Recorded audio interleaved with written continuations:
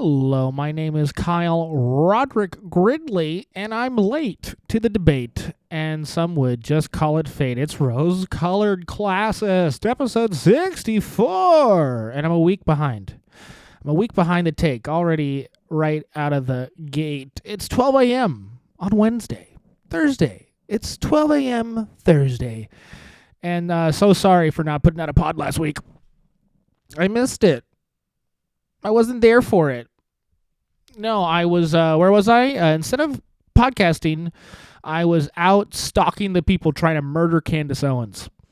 That's where I was. Okay, yes, Candace Owens has been off for the whole week, and I knew I wouldn't feel very inspired to pod. I knew if Candace isn't spurring me on 4 hours a week every fucking week, I lose hope. I lose a lot of hope, and I thought my time would be better spent trying to save her life. Okay, I knew I wouldn't feel like performing, so instead I bought several guns from the internet and Google searched Larry Ellison. It's been fruitful. I know everything now. Thank you. No, really, what's the truth? I've been working as a process server. Okay, I've been busy working real life job. Okay. Yeah, I have been stalking people. That is true. All right. But more than that, I've just been getting a lot of other jobs, all kinds of cases. Got to deliver these things. I've been getting tons of new work from new clients. I have had some billing issues. I've filled out a lot of motherfucking documents. Okay. I have argued with strangers trying not to get stabbed. A business. I have a real serious business. Okay. And man, I've had a few car problems this week. Popped the right tire.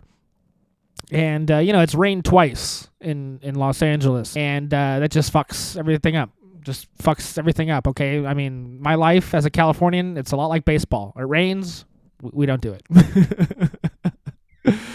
Yeah, I've been process serving, taking up all my time. Really, it's no one even knows about this job. Everyone watches fucking Pineapple Express and they think they get it, and they do.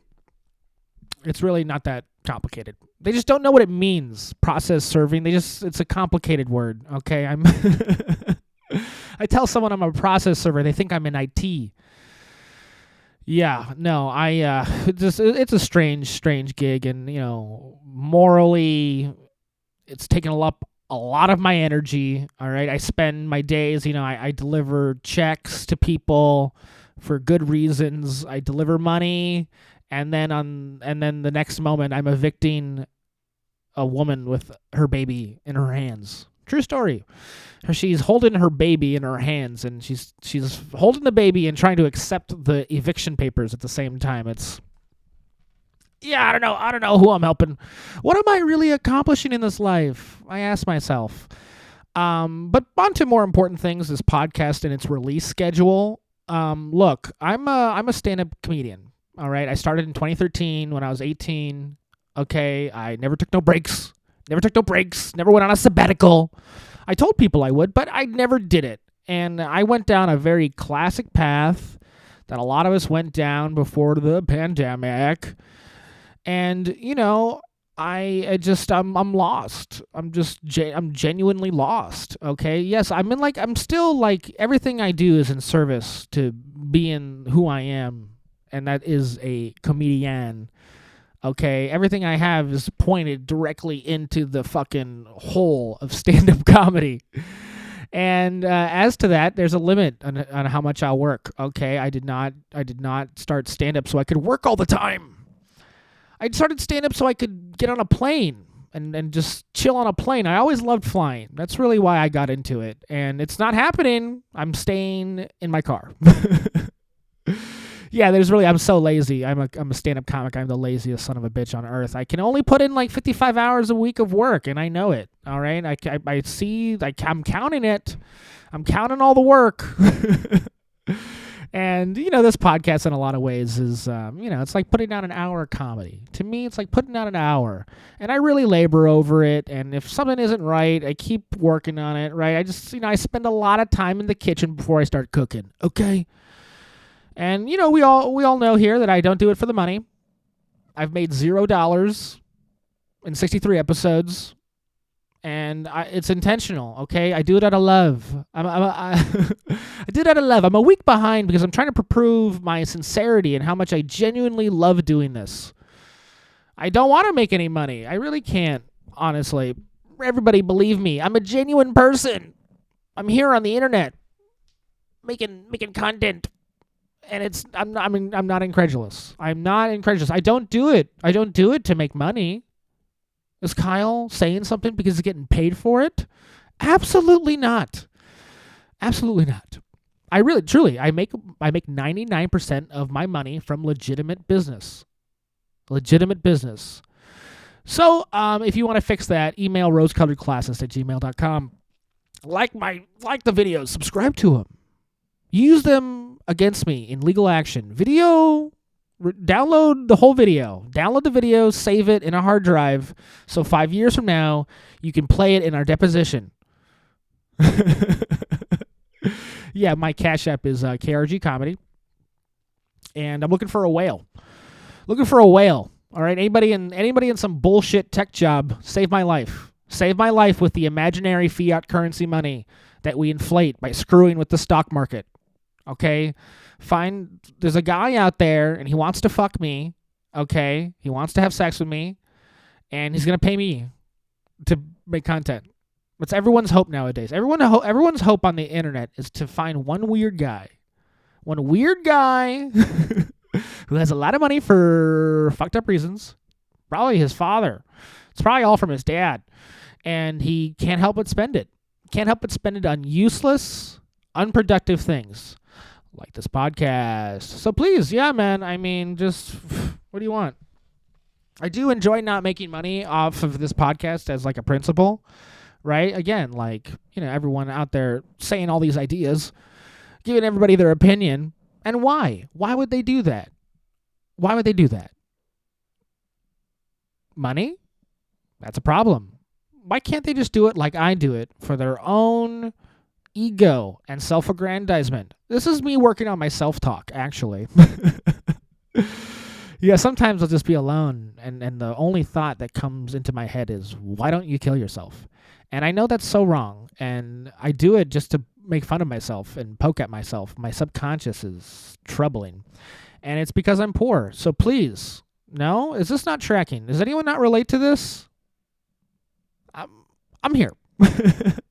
Really, I do. I just, starting off this podcast, I just want to give everyone as much hope as possible, okay? Just everyone right now, let's all feel together. Hold your chest. Grab your eyes. Think to yourself and go, I am going to accomplish all my business goals. I am going to secure my financial future. All right? I'm going to borrow money from my mother. This is what I'm going to do. I'm going to do everything I can to pay my fucking bills. Yeah, man. This is what you should be focused on. Your little prayer to yourself. You got to do it, man. Get the business going. Get the money going for yourself, all right? Listen to these podcasts. Spending all your time. Love and entertainment, all right? Hey, man, information is not going to solve your problems. Being entertained will not motivate you into solving your problems.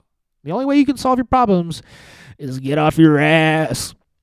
Get off your ass. Movement. Wake up. Start doing it. Push the buttons. Push the buttons. Click the mouse. Get up. Use your feet. Use your feet. Grab a hold. Grab the wall. Pull yourself forward. Yeah, man. You learn all you want, okay? Be exposed to all the creativity you can.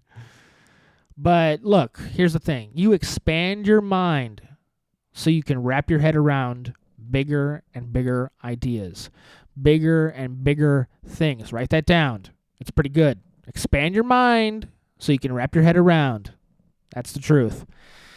And I've been doing that, man. Yeah, I'm got a big business going. Please hit me up for any of your process serving needs. You can email rosecoloredclasses to do that. I we'll go out there and serve in the greater Los Angeles area for you. It's pretty expensive, but I'm less expensive than a lot of other people. So, really, this podcast tonight is sponsored by my process serving business. It's called KRG Process. That's the business. Not very creative, but we're doing a service, process service. That's the tagline. KRG Process. We're doing a service. And if you want to advertise on this podcast, your bullshit business, again, email rose-colored classist. We'll support your bullshit business. Right on. Do I have much to talk about myself? Do I have anything more to say about myself? Yes, I'm producing a big show. It's Friday. Mount Moore Comedy. Taylor Moore Law. Working it out. It's going to be a great fucking show. We got all the people you know. I'm this guy, me. We're all putting on a show with all the people you know. Look at the lineup. It's pretty great. It's honestly fucking amazing. Mount Moore Comedy. Look it up. Come to the show. Listen, I'm going to release this podcast in time for you to listen to it and get your ass there. And if there is no better fucking advertisement than this podcast, I don't know what to say. I don't know what to say. It's 12 a.m. Wednesday. Really, I do have a lot of topics. I have some topics at hand. I do, first segment, I'm going to get into the comedy talk. Yes, I'm a stand-up comic. We all know it. I'm clearly one. You listen to me, you go, this guy has wasted 10 years of his life. Really, no, I'm so into it. It's moving so fast. It's such a complicated time. And it's, in flux. It's moving again. The distribution, the medium, how we deliver, it's so different. It's going so fast. And as it goes fast and moves forward, we gotta take a stand, gotta look at a moment. And what is this moment? What just happened? Does anyone care about comedy? What just happened? Snarky Marc Maron. Last episode of What the Fuck, it's over. The What the Fuck podcast is over. And I'm struggling. I'm going to cry. I'm going to cry myself. What am I going to do? I was hoping that more content would be out there so I could take longer breaks for my own podcast. The more content is out there, the less I have to pay attention to my own life. I could just keep listening to things over and over and over again. But what the fuck? It's gone. Yeah, man, it's sad. I'll never be referred to as a what the fucker ever again. I'll never be called a what the fuck Nick. Maybe it's all for the best. No, maybe it's better. Maybe it's better that this podcast has ended. I'm a huge fan of Mark. I'm a huge fan of the show. But every time he called me a what the fuckaneer, I did not like that. Did not like it and called that. I was a little offended. What does that even mean? What does it mean? Personally, I identify as a what the fuckaloon. Okay, and I listen to it a lot. I listen to the podcast a lot. He should have got some feedback on whether we liked being called a what the fuck Nick. Okay, it sounds not cool. I listened for a real long time. How many episodes is it? Yeah, I've at least been listening since 2015, right? When he had that guy. What's his guy? What's that guy's name? It's Barack. Yeah, I've at least listened to, since 2015, almost every episode when he had Barack Obama on. And his last episode, what did he do? What did he do again? He also had Barack Obama on. Hack, you already did it. You got to do it again? I'm kidding. Marc Maron had Barack Obama on his last podcast, and they talked. And he also had him on his podcast at the height of his presidential power. And, that distance between then and now, you would think that they talked about a lot of important things. Maybe not. No, I've been really dwelling on those two interviews and, what it means to be a comedian in that context. Like, gosh, Mark, it is an interesting thing to have done. It is an interesting thing to do, to interview a president. But, as a comedian, right, I thought about, like, what would I act like if I were to interview a president, a powerful person? How would that go down? Would I be cool? I think about the interviews that, Donnie T just did with the boys trying to get elected. Oh, with the guys. Fucking Tim Dillon just interviewed MGT, Marjorie Taylor Greene, MTG, whatever. Magic the Gathering. He interviewed Magic the Gathering, that bitch. No, turn this off. Turn on Tim Dillon. Check that out. All right, make a click. Get off of here. Go. You've probably already listened to it. I mean, if you're listening to me. Right. No, seriously, guys. We have these comedians, specifically stand-up comics, interviewing like legit fucking people, and it's such an interesting thing. Like, with all the, these people, they have all the power in the world, right? Life and death by stroke of a pen. They tell people to point a gun, and sometimes they even pull the trigger. In charge of all this money and distribution, and at the end of the day, their voice is, perhaps one of the only ones that actually matter. And when you interact with these people, like as a comedian, what is that dynamic? If everyone were to play their true roles, what should be that dynamic? It's very interesting, and as a comedian myself, this is what I labor over. We meet all these serious people. All these serious people want to talk to us, but what is our role? Right now, really, I mean, we can go down the line about how we're all human beings. We're all human beings trying to accomplish solutions to actual problems. And I look at that and I go, what about a comedy show? I mean, how many comics nowadays are out there pretending like they're the Solve Real Problems podcast? I mean, yeah, sure, they go, I'm a comedian, but really that's just a draw to disarm you. I'm here to push the agenda, the thought, the powerful thought. What are we doing here? What am I doing here? And what are we supposed to be doing? I've labored in the bars and the clubs, and I'm all of a sudden supposed to be taken seriously? Like, I'm here for it. Everybody in the world wants to create positive action, stop terrible things from happening.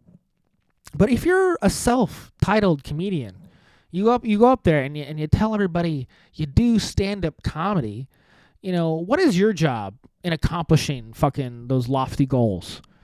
Right? I mean, like, as a comedian, like, if I wanted to stop someone from doing something terrible, if I'm true to my role, if I wanted to stop something awful, I feel like my first and likely only move would, just tell them to stop. I just would be telling them to stop. Just please stop. Hey, don't do it. Please. Hey, well, you want to do this? This is crazy. Don't do it. Stop. And look, if I tell someone to stop and they continue to do that awful thing, that's ridiculous. Why aren't you listening to me? Really, I'm a comedian. I'm kind of at the end of the tools that I have to... Look, if people wanted to stop, they'd stop. All right? If people wanted to stop, they'd stop. If I wanted to stop telling jokes, I would stop. I get it. This is a compulsion. Really. And, if people are, doing something terrible, I think it would take a lot for them to stop. More than my words. Maybe I'd have to do something crazy like, make friends with them. Get them to be more like me slowly. And that's about it. As my role as a comedian. If I just got the plead. I just got the joke. Just stop, please. But if I were to look at myself another way, like if I were some kind of, political tactician, an activist, maybe I would, do something different, like maybe even do something. But as a comic, you come at these problems and, the whole world is so serious. It feels like everyone's trying to, take you seriously. We're always pushing the genuine article. You are who you are, and that's why you're so funny. And I look at Marc Maron and I see him interviewing the president, and it's like this fucking perfect clash of everything I've been thinking about, right? Where it's just, a joke is a joke. A joke's not true. We're supposed to be these fucking funny fucking people, and when you exaggerate and you inflate, that's where all the funny comes from. And then, we're put into these positions where we're talking to the most legitimate people on earth. And it's like are we even allowed to do our job? What is our job in this case? And I'm exploring. I'm thinking about it. And I look at Mark and I'm like, ugh, this is it. We got to focus in on it. And it's tough, man. It's tough. It's tough talking about Marc Maron. Marc MarOFF, I guess. All right, sliding it in. He's stopped the show. It's Marc MarOFF. It's like he's off. Okay. No, I've never met the guy. But I would like to interview him. Seriously. No. And, you got other great comics, fucking Joe and Schultz, calling him a piece of shit. Anyone check that out? Calling him a hack, loser, piece of shit. And as someone who does stand-up, like, I'm a huge fan of Mark. And, I see that, and I feel troubled. I mean, like, what's going on? Am I supposed to investigate? And I'm a really cool stand-up comic, too. I'm so down to earth, man. I'm a real man of society, working guy, stiff. I'm so stiff. We'd get along great, me and Mark. We would. His dad's a doctor. My dad's a lawyer. We both hate our fathers. This is it. Come on. No, we'd get along so great. I'm silly. I don't really care about anything, actually. And, he's just, I'm envious. I'm jealous. I have so much to learn from him. I mean, look, I love stand-up comedy, and he's out there talking to a former president. It's his final episode. This is it. He's peaking. This is leaving hot. And look at him. Look at his whole life. It's fucking impressive, right? I mean, he's a strong stand-up guy. Fucking album after album. He embodies comedy. Anyone who fucking looks at comedy and go, what are the hallmarks? How do you know you fucking made it? And this is the guy, dude. This is he sells the tickets. He sells a lot of tickets. He's on the shows throughout history. Conan, Letterman. Come on. He acts. He's on radio. He's Jewish. Look, you cut him out of his own life. Take him out of his own life and you just look at all the facts and you assemble them. Motherfucker's Captain Comic, purebred. Running the race, man. I mean, come on. He's a comics comic. He did drugs with Kinnison. He watched Bill Hicks bomb. This is it. This is the guy. This is, if you were to look at anybody on planet Earth, and he should be the fucking, hero of stand-up. The man with the perfect comic poise. And I look at, him and his podcast in this, new fucked up moment in the universe. And I asked myself, what did he actually do with it? And I'm not sure he conducted any of those interviews with a true comedic spirit. From what I can, as some guy who's just studied the art, lived as hard as you could have. I mean, I fucking slept in my car for a long time. Tell me I'm not a comic. All right. And, I look at this, I look at the moment he was in and all the choices he made. And I'm trying to understand, like, did he truly pivot from the comedic identity? Did he pivot from who he was and, try to be something else? What was he, putting first in his life? So I have this clip of the new Maron and Obama interview, the stylistic content, and I'm trying to figure out, what the fuck was going on. All right, that was a little cheap. What the fuck is going off? I'm so curious about the mindset. And I just, I want Maron to be the comedian. I want that so bad. And I listened to this interview, and I don't think he did it. What did he do, though? Let's think about it. Let's watch this. Fucking watch it. Listen to it. You can just listen to it. We used to joke about coming from, the right and the moral majority and, right, with our way and a certain fundamentalism about how to think about stuff that I think was dangerous. But because it was also a single issue. Yeah. If you have progressives, like, and how you straddled this stuff in general with being, constantly trolled and attacked by the right. And then you have the left who are like, well, he droned a lot of people and then it never goes. I'd get my ass kicked. Right. And I know the answer to some level. How are we not capable of it? How is it that most people don't understand the civic responsibility or the civic structure of how this country is supposed to work outside of the people that are shamelessly against it? Yeah, look, I mean, I think the way I describe it America has always had warring narratives. I mean, a lot of American history is a war of ideas. And that is Marc Maron letting Barry talk and do a lot of staring. Right on the tone. Right? Now, did you think Mark was funny at all? Anyone feel the comedic energy from Mark? Look, and you could look at this one thing and say, yes, Mark is a partisan, has an opinion. His opinion is about other people. And it was not to prove a point or reveal anything. He kind of just said it as it was. Speaking plain, I guess, he's also sort of, you can see him kind of tentatively walking around. He goes, you droned a lot of people, and yeah, and he got a laugh. And as a comedian, maybe that you did your job there. Although we could think about it, is this who, Mark is? Is this the guy that's pissing everybody off? Is there a difference?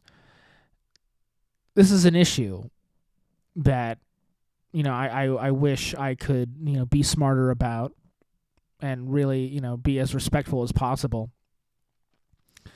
But Mark, he's saying, the country should work in a certain way, and that is not a comedic perspective. No, it's not the funny take. That I don't think he does find it funny, which is the biggest issue of all. As a comedian, are you supposed to find everything funny? You're supposed to find the funniness in everything. And overall, you just see like a bitter man. And it can be fun, I guess, if you turn into a joke. But when it's just the bitterness, and then you see him placate, try to be friendly with the Barack, and I have this little excerpt that he wrote when he first interviewed the president, trying to understand his attitude and perspective. And I think Mark understands that there is a lot at stake, when it comes to who's running the government and how they do it. However, I'm not seeing anything past that. I'm going to show another clip later talking about the norms and stuff, but this is what's getting at Mark. I don't know if he understands how it's all supposed to work in the first place. And maybe there's something inside of him stopping that. And so let me bring this up. Yeah, this is Mark wrote this on June 22nd, 2015.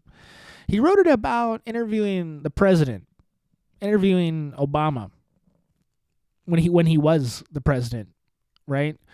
And I'm reading it, and it's like, is this something a comedian would say? You walk with me on it. He goes, "Hello, fellow Americans." This is my Mark impression. No. As some of you know, last Friday, June 19th, 2015, Barack Obama, the 44th President of the United States, he came to my house to talk to me in my garage for today's episode of WTF. Yes, what the fuck, Nix? It really happened. I sat with the president and talked to him for an hour. It was insane. Cap. The conversation wasn't insane. The reality of the situation was. I still cannot wrap my head around it or believe it happened. I have moments when I'm just doing something during the day and a shudder runs through me in a flash of excitement over the monumental fact that I hung out with the president and had a conversation with him in my garage. I shake my head and well up with emotion. It was amazing and a completely bizarre experience. Right, the puzzling honesty, how he really feels. And when you hear how he really feels, little cucky, right? A little bit of a cuck, a little bit of a suck up, a little bit of a fanboy fucking suck up. I mean, you know what? Maybe I'd say that if I fucking talk to John Wayne. I mean, this guy, Marc Maron's basically talked to everybody like that. And he goes and he's fluffy. He fluffs. He's a sucky suck up. In 2015, a comedian. You know what? Like, here it is, man. I understand the quitting. I understand it, dude. Comedically, we're off the reservation when it comes to all these podcasts. It makes no sense. He's an old man. He got thrown into it. He was told to do it. He just started it. I think he can understand that the genre that he wrote in on, the big tsunami of podcasting, it's out there. And it's not out there like, how people like, oh, it's cool. That's out there. No, like these types of shows isn't some sort of like stylistic, artistic vision. These shows, I think the fuck they're serious. Someone tell me what their job is and make me understand. I look at the comics and their shows and I think they're fucking serious. And I don't get it. I don't get it, man. Fucking look at Conan. You look at all these, Letterman and Leno and all these old talk shows. It seemed like every moment they had was, to serve a joke. To give a joke. I mean, a lot of it was crap and advertisements and sort of a funnel. You give a few jokes and you make the ad break a little more popular. But then you are interviewing these people, and you're in the studio. What are you? Are you just a serious guy talking about serious issues like a normal fucking person, or are you a comic? Are you a fucking, jester in the king's court? Whatever Rogan's sacred clown bullshit he's always talking about. And I'm not sure any of these guys live up to it.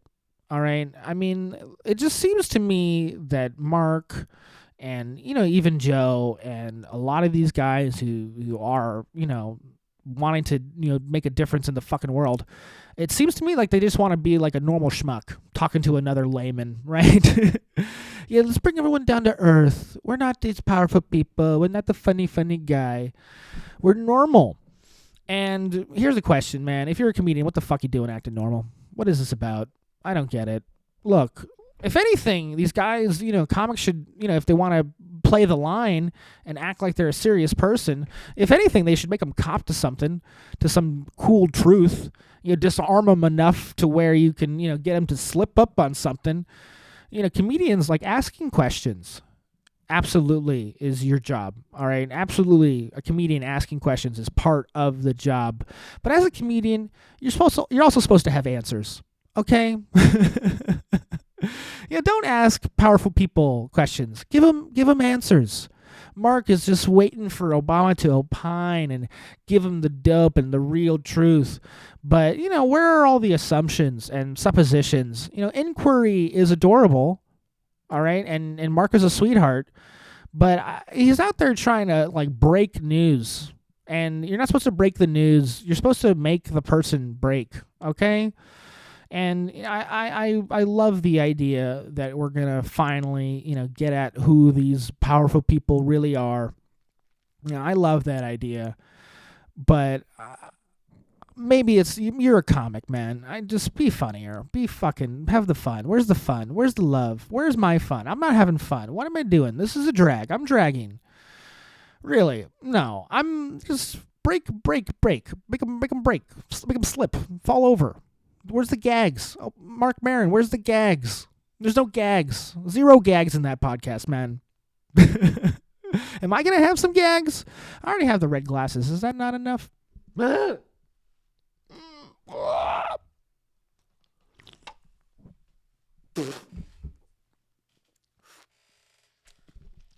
Sorry. Was that too much? Okay. What's next? More Marc Maron. I'm going after him again. I'm not the only one going after him. Here's the thing. I'm piling on. Poor guy. He's really my hero. I'd love to fucking meet him, and he's so cool. And I'd suck his cock. What? No, I wouldn't. What? Stop being weird. I'm going to play Breaking Points.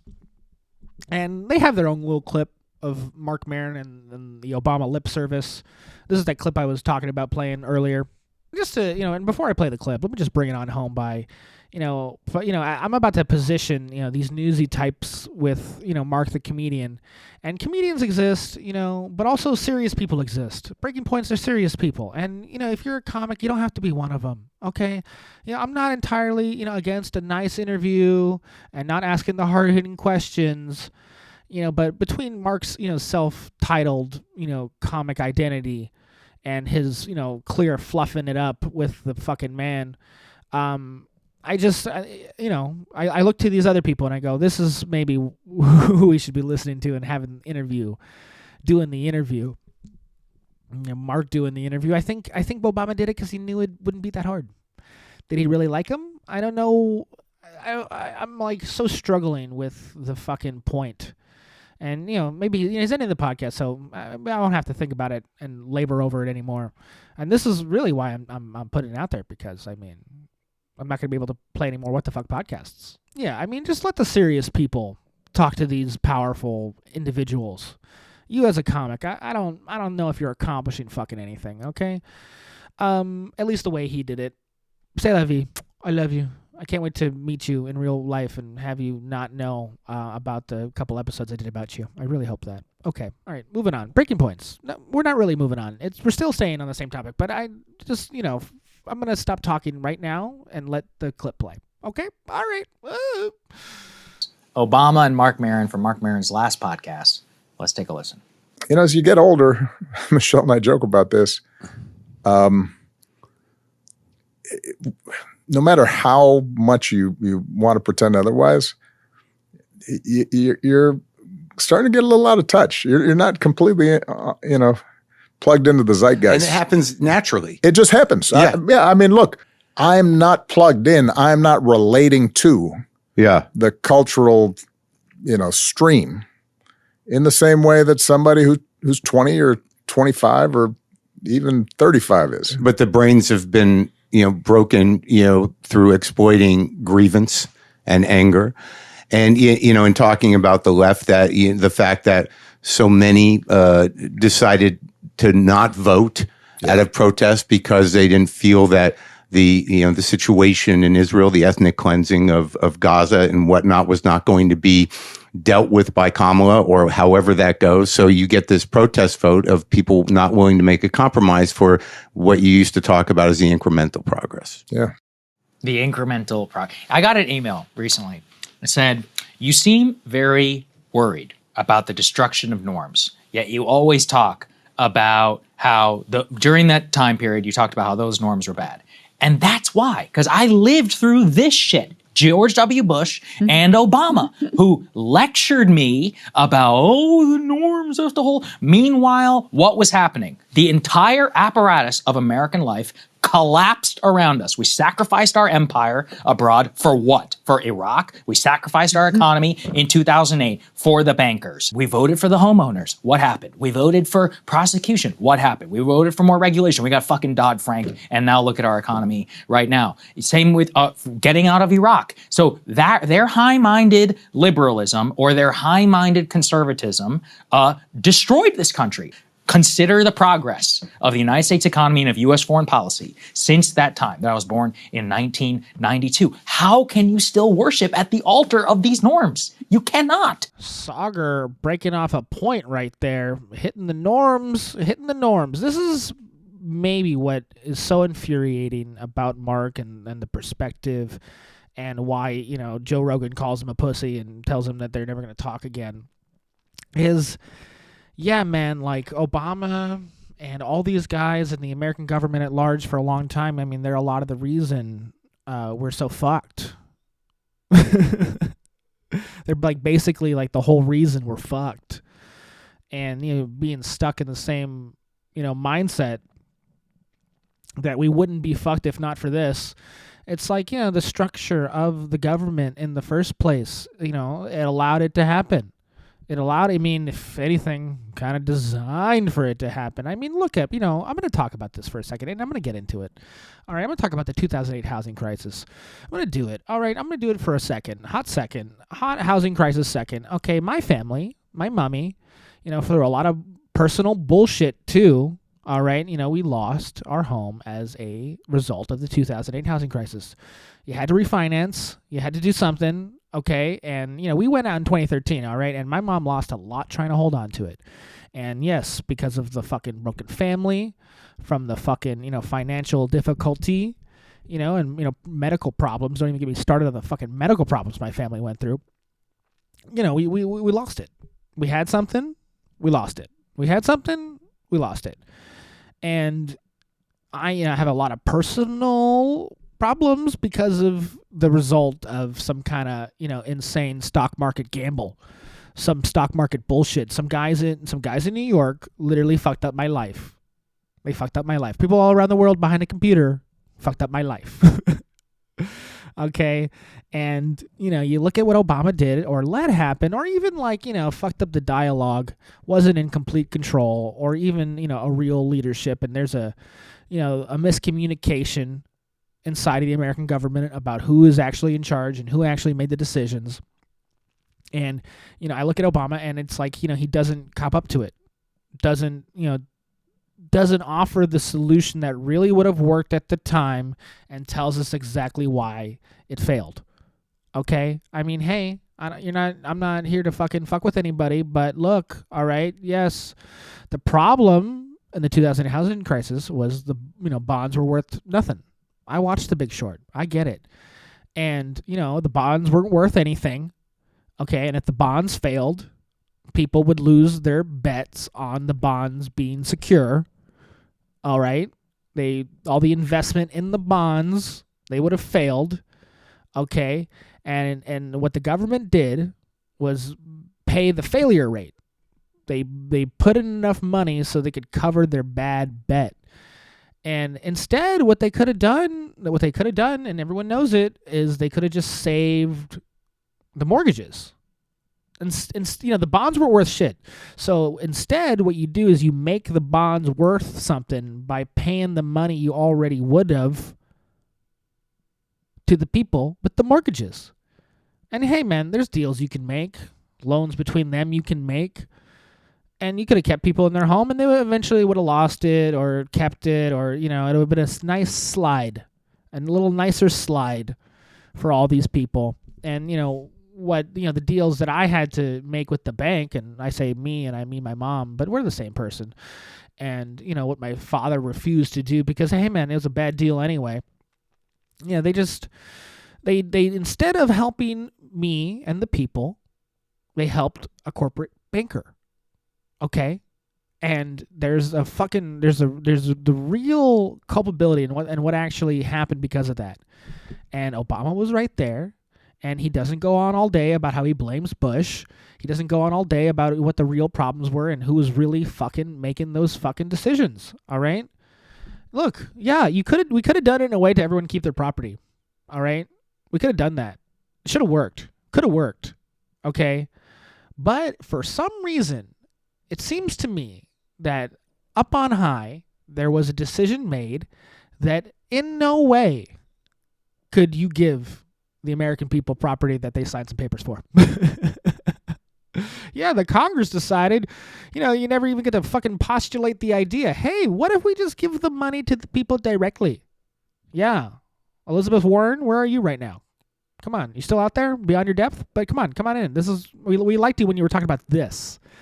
But no one wants to throw around the blame anymore. And Mark, it's like comedically, even if you're, not supposed to take a side or not pick a position, or even if you do, it's like, blame somebody. Throw it all out there. And, you look at the past and, you look at the presidents, blame someone other than the fucking, people you want to. I mean, yeah, man, I'm so sorry, but is it Obama's fault Trump came out? Can someone cross that line for me? Is there a book out there I can read that has that argument? Because I feel it. I feel that argument. right? People go on all day about how, Obama elected for all these lofty, wonderful reasons, and then, never kept any of his promises and made it weird. Made it a little gay and weird. Not that we couldn't have had it. I mean, look, gay marriage we were all for that. We still want that. I mean, come on. The tax breaks, everyone deserves those tax breaks. Can I get married to myself? Because I could use a few tax breaks. But, yeah, getting in the medical room with them, I mean, that's important. But there's so much that went so wrong. And, they act like the present moment is the result and not, everything before the fucking blonde guy. I mean, right? Doesn't it seem like, someone was in control the whole time anyway, and this is all a game, right? Obama, they talk all day how he's a fucking plant. His mother was a CIA plant. Donnie T, another CIA plant. I mean, gosh, what is my reality anymore? And, it feels like Mark isn't even addressing any of this. Why doesn't he? Come on, go to Obama. Hey, I know you were born inside the country. I'm not here to ask that, but were you born to a CIA agent inside the country? Is that possible? I'll even go out if you were born in another country, but from a CIA agent. I think that's actually still makes you American. That makes you, come on, postulate something, attempt something. There's questions. There's questions about how we got here. And, it feels like we ignore them or don't want to even fucking get to it. You should gone to Obama. Hey man, why didn't you give me money to save my house? It wouldn't even occur to Mark. He's kept his house through the hot comedy what the fuck Patreon money. What does he have to worry about that? Again, Cash App me. KRG Comedy. Use my Cash App. I only have Cash App. I'm like a black guy on a bus. I only use Cash App. Is that the kind of comedy that Mark refuses? I don't know, man. He said retarded in his special pretty hot. I watched his special. It's so good. It's so good. Contextually, I don't really, understand how he gets off in the beginning. Definitely talking to a group of people right there. But, this guy has all the fucking chops in the world. But, that moment where you fucking make the decision is like comedy all the way. Comedy over everything. I think they shrivel it into normalcy. Just try to be, they get caught up by their own humanity when they should be thinking about the comedy. That's why a lot of us, become comedians in the first place, is so we don't have to, obey the rules of modern society. You could talk outside of it, whatever cordial, niceties that exist. You start comedy, so it's like, those things don't even matter. Not that you should, be mean or bully people, but, how is everything to be interpreted, right? I think Mark already has that interpretation set and locked. And, whether that's him just being some 60-year-old guy or him, what is it? Taking the line, trying to be, inclined to be involved in a certain type of organization. It's like the lies that we've been lied to so much in this country. And, we were lied to by every politician, probably. And then you go to these guys and, you ask them sincere questions that aren't about the lies, you lose your mind. You lose your mind. I mean, look, Tim Dillon, he could have been a little rougher with MTG. Could have been a little more, inquisitive. All right? Giving her some answers she wasn't expecting. Instead, it's beautiful. It's nice. I mean, they talk to each other and, he gets whatever he can out of it. And that's my struggle. The reality of the position, just being a human being inside of a country, and through some kind of, supposed higher calling, right? Everyone has a higher calling, right? Where's mine? Call me higher, dude. All right, keep moving on, dude. I mean, I'm so with it. I really, I do believe in justice, okay? I think that at the end of the day, everyone's going to get theirs. It might take a long time. All right, maybe it won't be like, cathartic justice where, you get to do it yourself and, get your vengeance. But, I just nobody should be in this business and believe in the privacy of their own life and their own decisions and their own mindset. Okay, what are we really owed to in society, and what do we owe to it? I mean, it's a problem, when you use your privacy and act like a criminal. You act by this feign of decency and feign of humility, and everyone has their rights. But who has rights? Not Venezuelans, right? Yes, we're going to talk about Venezuela a little bit. Valenzuela, different than Valenzuela, who's the nanny who raised you. It's Valenzuela, and I'm gonna.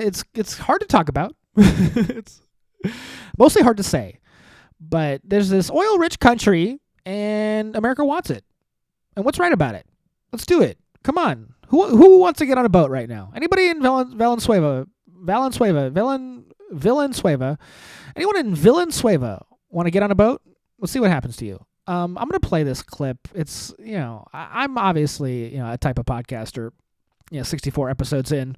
Let's not say what kind.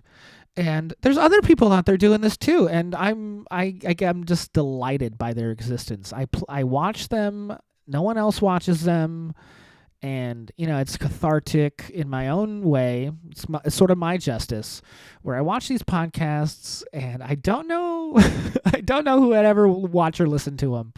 I have no clue who would watch or listen to that content given in that way. But they delight me, and I love the stranger. I love the person. So please, come on. This guy, he's going to give it to you straight. He's going to play Dave Smith and Robin the Fire Bernstein, and then he's going to give it to you straight. We're in the fucking zeitgeist of content, man. It's bananas, bro. I'm going to play a podcast within a podcast. Do you understand how fucking next level this shit is? You're listening to a podcast of a guy playing a podcast so he can do his podcast. It's fucking, we're out of, dude. Good job for quitting, Mark. It's too complicated. You're right. No, let's get out of here. Who are we all supposed to be with others? It's a nightmare. Unimaginable nightmare. Impossible. I couldn't even try. I'm not trying. This guy is trying. He... Listen to him. I don't even know his name. I'm such an asshole. But let's go to this clip of Donald Trump being asked about the situation, being Donald Trump the tough guy. Maduro offered everything in his country, all the natural resources. He even recorded a message to you in English recently, offering mediation. What should we do in order to stop that? He has offered everything. He's offered everything. You're right. You know why? Because he doesn't want to fuck around with the United States. Thank you, everybody. Thank you. Maduro. Yeah, why is war on the table then? Why is regime change on the table if Maduro is going to give up everything? Literally give in to every demand, yield to every demand that the United States has, and regime change is still on the table? That doesn't make any sense whatsoever. And this situation is very indistinguishable from the one in Iran, where the Iranian diplomats wanted to negotiate for a new inspections regime to come into Iran, verify that they weren't enriching uranium past, whatever percentage they needed for both nuclear power and medicinal purposes, something like 20% they'd probably need. Now that's just completely off the table because the U.S. got dragged into a war on behalf of Israel against Iran. But Iran was willing to give up the house, as they did from 2015 to 2018. But the U.S. still went to war with Iran. Why? They don't have a nuclear weapon. Is the U.S. doing that with North Korea anymore? No. And in Venezuela, it just seems to be the mad vision of Marco Rubio and neocons like him that are all for this. The Mark Levins, the Ben Shapiros, they're all for this because they want the U.S. to be the world's policeman. They want empire-building schemes. But those empire-building schemes are retarded. I'm sorry, there's no other word for it. It's retarded. Gotta love the people. Gotta love the people out there talking just like me. And it is retarded. Let's spread the sentiment. I actually didn't even know how retarded it was. It was actually part of the problem, playing Donnie T, and then this guy commentating over it. And there's that little picture of him. Do you see that little picture of him? It's adorable. Editing podcasts is so hard. More power to you, brother. Email rose-colored classist. I'll email you. I'll get in your shit, bud, because really, he's obviously taking a negative view of what's going on in Valenzuela. Valenzuela. I'm doing it again. He's getting the right take. He's serious, but is he a comic? No, I am. Let's do a little bit. Come on, guys. A little extrajudicial killings in a foreign nation. Who wouldn't do that? I mean, look, if you can kill people without penalty, why wouldn't you? It's fun. It's a little fun. Why wouldn't you drop a bomb in the ocean? All the water goes up. It's pretty cool. It's pretty cool. It's like a little water park feature, honestly. It's like a fountain of water and limbs. A little bit of blood, too. It's just like a regular water park attraction anytime you drop a bomb in the ocean. You know, sometimes you find a Band-Aid, sometimes a finger. It's just a nice day. It's a fun time. It's cool to look at. War is, look, if don't you want to kill people? We all want to kill people. Get away with it. If you can get away with it, get away with it. Is that a wrong opinion? They're foreign. It's not like you're killing, not like you're a serial killer. It's okay to kill foreign people. You know why? They're foreign. This is a bit. Why don't you do that to Obama, huh? Instead of just, the left accused you of drone striking, support the drone strikes. Come on. Do you not really think that? Okay, I don't know. Am I for a war in a country I can't pronounce? Once I learn to pronounce it, I'll have an opinion, all right? Yeah, I don't, look, why we're doing this? Why we're doing it. I don't understand why no one's asking the specific question that we all need to. Here's the question that no one in the press corps can ask because everyone's gone. This is the question that needs to be brought up to every powerful person's fucking face. Look, hey man, are you starting a war so your friends, coworkers, business partners, and acquaintances can all financially profit? Are you doing it? Are you doing it for the money that you can make off of using certain tax breaks and tax dollars, and you're gonna pocket a little bit of it? Is that what you're doing? Is that it? Because look, it's the only question to ask. Because if you want to go around and say, "Hey man, killing people isn't cool," no one's gonna buy that. Death, destruction, American people are for it. We actually kind of love it. Look, the old West. Remember that? Remember all those wars? Remember all the gang shit we got going on now? Bikers? We love the violence. Every TV show in America is glorifying violence. We like that. We're going to keep doing that. But you know what we're not going to keep doing? What we're not going to keep doing is people wasting and stealing our money. Okay? Look, man, hey, if the military wants to do stuff, awesome. Sounds cool. Let's do it. We're bored. I'm bored. Let's rock it. If we can do it, throw a rocket out there. Okay?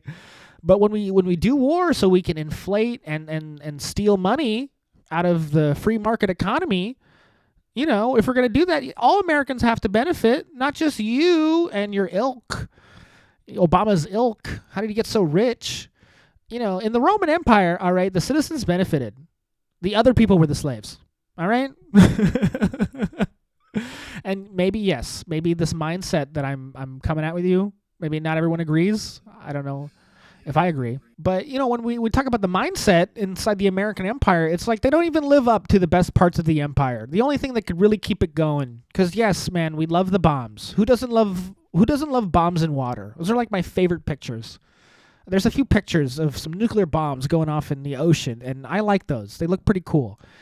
And I'm down. I'm down for more. But I feel like the only reasons we do it is to, steal money from the American taxpayer. Money launder things that I don't approve of, that aren't making me money. Right? Okay. I don't know. What are they really attacking Valenzuela for? Can't say that right. Why can't I? I like Valenzuela. I think I'm going to keep saying that. I'm missing an L still, aren't I? I have a little prompter here, and I've been staring at this whole time. I'm definitely not following it tonight. But I even have Valenzuela misspelled. I can't even write that word. Okay. I hear it as oil. That's why we're attacking it, right? The oil. And, we're down.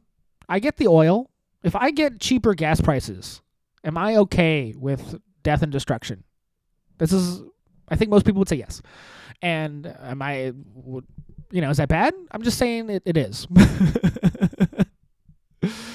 Okay, and if that's the deal here, can we just be honest about that? Can we just be honest? This is the crazy part. This is why I'm like so, pulled into a million pieces as a comedian, because the truth is not important to me. I see it, but it's not that important to me. But it seems important to other people because they keep lying about it. Do you understand what I'm saying? The truth is, it is. It's fine. It's whatever it is. People say, yeah, no one likes the truth. It's not cool. It's never been super awesome. But when we lie about what the truth is and it's not funny, it's just annoying. It's just really annoying. And, come on. If you're doing it for oil, please just be honest. Tell us. We can handle it. We'll like it. Dude, $2 off on gas, kill everybody in Venezuela. As an American? I don't mean that, but if this is the idea, if people were going to do it, if we're going to do it anyway, I'm a comedian. This is what we're doing. This is what you're doing. I mean, look, I'm just hanging out. Observer. I'm observing right now. And I still pay the taxes, so maybe I'm doing it too. But this is the modern society, okay? And oil. I get 22 miles a gallon in my Subaru Outback. I used to drive a 1982 El Camino, got like 12 miles a gallon. And you see my opinion about, gas prices ring true right now. But, when I was coming up, and this even goes to, us playing Obama on the podcast all night, is climate change, right? Yes, but bombing another country might be bad, but probably only because of climate change, right? No, climate change is an interesting conversation. I don't know where it's going. I mean, we went past the things, right, that everyone talks about. The temperature in the ocean rising, the temperature on land rising. We're already past all the points. We're already gone. Armageddon, it's nigh, right? I mean, what are you caring about these fishermen for? They're all going to die in a tsunami anyway. Look, there are people out there who have decided that, when it comes to, classic catastrophic climate change, as I have known, there are people out there, they're telling me that it's not going to be from fossil fuels and dumping everything in the ocean and polluting the earth with chemicals. They tell me that it's just going to be something the earth's going to do anyway. Okay? There are scientists out there telling me that climate change is real and it's not my fault. Does anyone look? Come on. Does anyone know what I'm talking about? This is a benefit of doing this podcast so late. Joe Rogan had some climate scientists on, and geological people.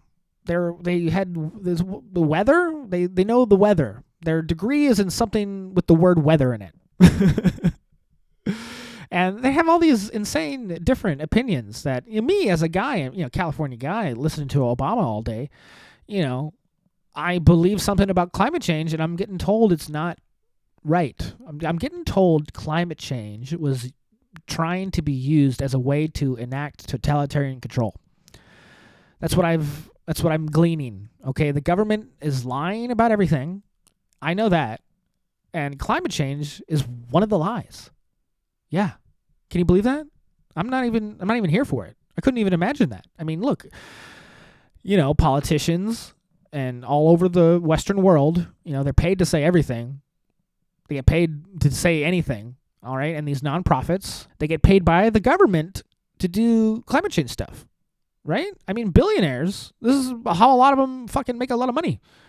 Bill Gates with his billions doing the green shit. It's all green. And I look at the whole, climate change in this global world. I mean, it's going to affect everybody. And I think to myself, it's like, if climate change was real, wouldn't the Chinese be fixing it? The Chinese would be fixing it right now. I mean, everyone wants to blame the Chinese for climate change. But really, I mean, from what I understand about the government and how the Chinese are doing right now, if it's a real problem, they would be solving it. I mean, the Chinese have a 200-year plan for world domination. There's got to be a world, right? This is why they're trying to stop America so bad, because we're going to ruin it. So really, just a blessing of, trying to, deal with, who Obama is, what this recent political history of ours is, And, what my own place in it is, climate change has been this looming thing overhead, fixing my paradigm, putting me in the box. And yeah, man, maybe it's all not true. Isn't that wild? I believed it. I was one of the guys. I was one of the guys who believed it. Thank God for that bald short fuck for knowing people. I'm going to play these scientists. Isn't that nice? It's nice. Come on, let me be late with the pod. Okay, I can make a whole show. I can satisfy my own needs. My Cash App. Does anyone know about Cash App? Is that not the popular one? Okay, Joe Rogan, play the fucking guys, man. Yeah, Greg Braden was on the podcast recently. He was explaining there have been times where the CO2 was much higher in the atmosphere, but the temperature was colder. Oh yeah. So it's not like we can point to, like, look at the dinosaurs. We don't want to live the way the dinosaurs lived. Look how much CO2 they had. And then the other really inconvenient thing with CO2 is that the Earth is actually greener than it has been in a long time. I mean, I think we'll speak to that. But, I mean, essentially the increased amount of CO2 in the industrial era has added greatly to the arable land. And in fact, there's a funny story. Do you know the name E.O. Wilson? Have you ever heard that name? I do. I have heard it, but I don't know where. He was a biologist at Harvard. He wrote about sociobiology. He was talking about the population of humanoids. And they got to about a few million. But then during the last glacial maximum, the numbers went down to tens of thousands. There's a complete wipeout of humans. So I asked him afterwards, I said, do you think this could have anything to do with the fact that CO2 is so low that there was no food? And his response was to turn around and walk away. That's an inconvenient truth, sir. It's just, to me, it's very strange to see an almost unanimous acceptance of that we have settled this, that the science is settled, from so many people on both the left and in academia, and even on the right. There's a lot of people on the right that believe that. Yeah, I know. And it should be the first thing that makes you suspicious. Yeah, right. There's a consensus. Yeah, I mean, this is not how science is done. Something that's never static. This episode is brought to you by Happy Dad Hard Seltzer. All right, give it up to Joe Rogan for doing a joke.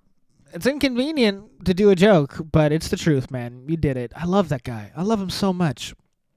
But then he pivots and is super serious again. And this is, I wonder how we should be doing this, man. Please, I gotta get a real interview going, huh? Right on. Looking at this climate change. It's just mind-boggling to think that, climate change is another one of the lies, right? Yeah, and this is the big problem, in all these kinds of, huge topics is, obviously, we got aliens in the bag, right? There's some alien shit in the bag, some tech we don't know about, waiting in the wings, held in reserve, and, there's unimaginable power, and you have all these people, building fucking bunkers and safe coves, and it feels like everyone who's rich and powerful now they'll keep alive everyone they actually need, and they've worked out the numbers, and even my great heroes, fucking like Billy Burr, doing anything for the money so he can build a bunker, and that's actually a short story I'm writing, Bill Burr and building the bunker,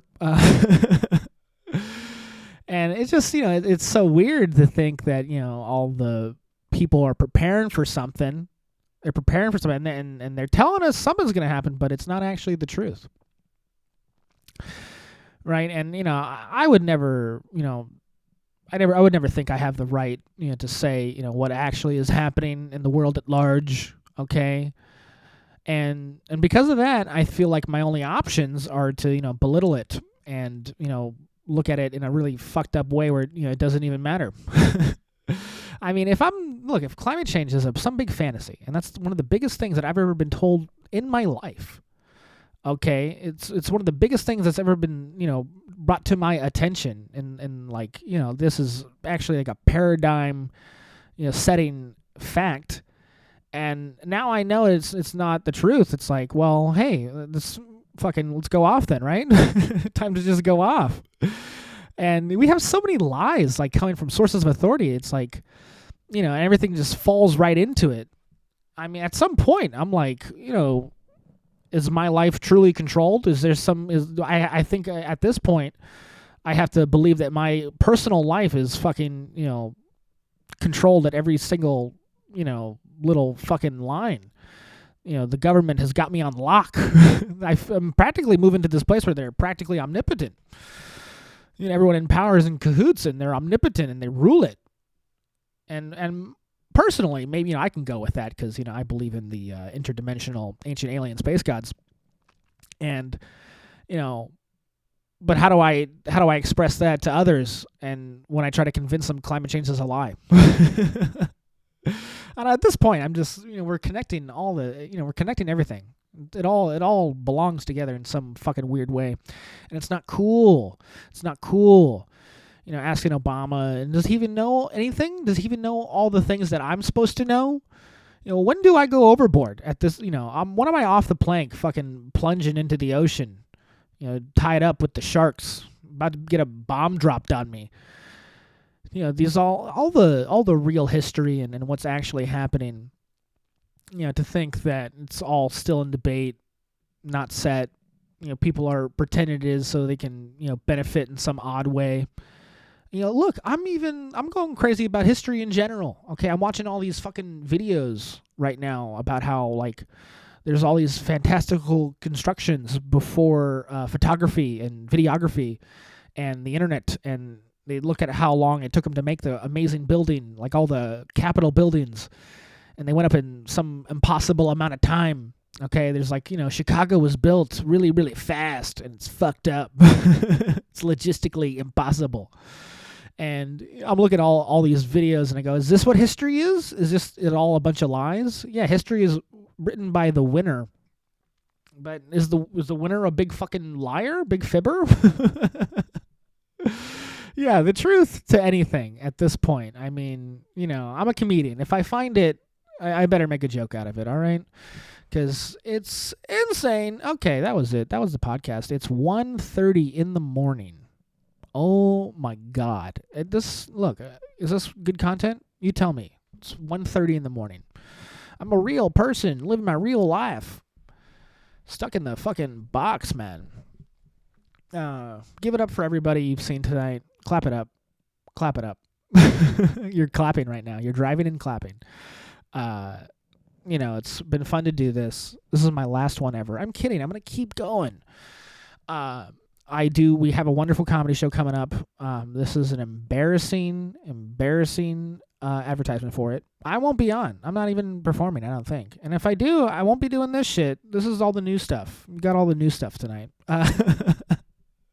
And my real thoughts and feelings. But I don't mean them. That's like that next level of comedy that I'm talking about. That, you know, maybe all of us should exist in if we're gonna be a stand-up comic doing a show, is that, yeah, we're just making fun of all of it all the time. Being serious with a guy, you're wasting your purpose. This is not what God put you on the earth. It's not what the practically omnipotent, interdimensional, ancient alien space gods evolved you for. Okay, they messed with your genetics when you were a small Homo sapien. That guy with the Homo sapien line, and he put you on this earth to make people laugh. Okay? And that's why I'm here. Did I do it? Okay. Yeah, man, you fucking do all the things that you gotta to make sure I get money. All right? Can you do that? I have nothing for sale. I'm putting on my Cash App for some psycho to harass me. And you're probably going to rob me, if anything. That's why it's just my Cash App. Can you get into my bank account? There's not a lot in there, bud. Anyway, moving on. Moving out. Leave it alone.